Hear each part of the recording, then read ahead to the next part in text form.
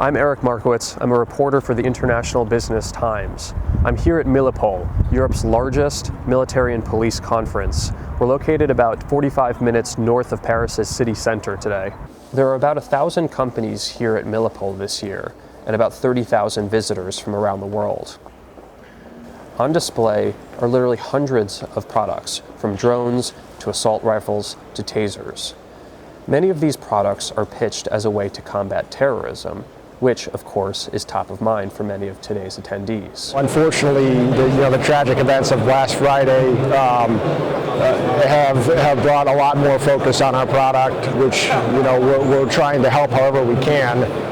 But the fact is that since the ISIS threat really popped up last summer, there's been a lot of suicide bombings, predominantly in the Middle East. And so that's where the bulk of our interest has come from over the last year. We use a very low power radar and cameras. And so they work together in the fact that the camera looks down the street and the operator identifies the person that he wants to scan. He points the antenna at that person, and then the radar basically sends a very low power signal that bounces off the person's body. And based off those radar returns, we can tell if there's indications of a threat, be it a suicide vest or a hidden weapon on that person's torso. National security is a big business. For instance, in the days following the Paris attacks, the stock prices of weapons manufacturers shot up. This shouldn't be surprising. The uncomfortable reality, openly admitted by many CEOs here today, is that the Paris terror attacks will indeed drive sales for their businesses. In a hostage situation, you want to intervene and solve the case as quickly as possible, and you don't have enough time.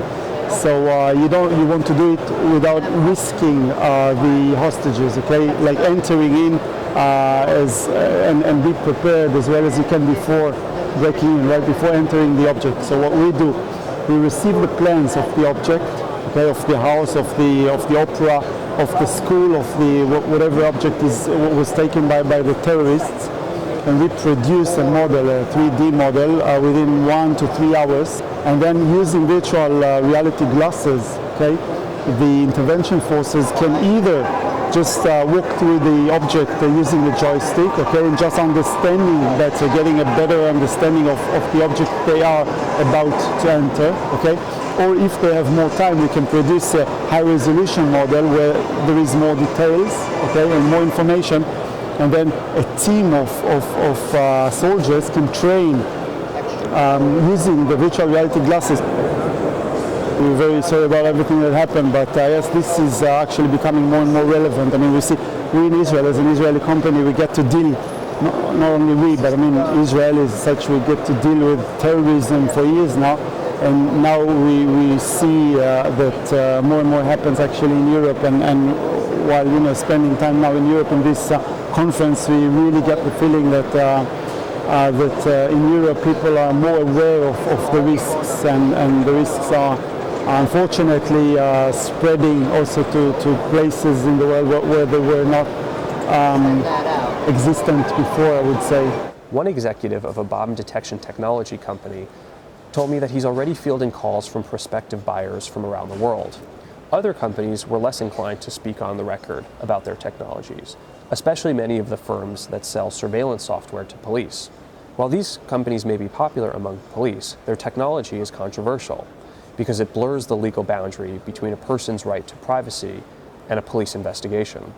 In the end, hopefully this event will serve police, giving them access to new technology that can save lives and make our cities safer. But in the meantime, one thing is very clear. In the scramble to prevent the next terrorist attack, many of the companies here have carefully honed their marketing pitches in light of the recent assault on Paris. And to hear them tell it, this strategy is already working. Decision makers, they don't have the knowledge of all the information. They don't know how to filter information.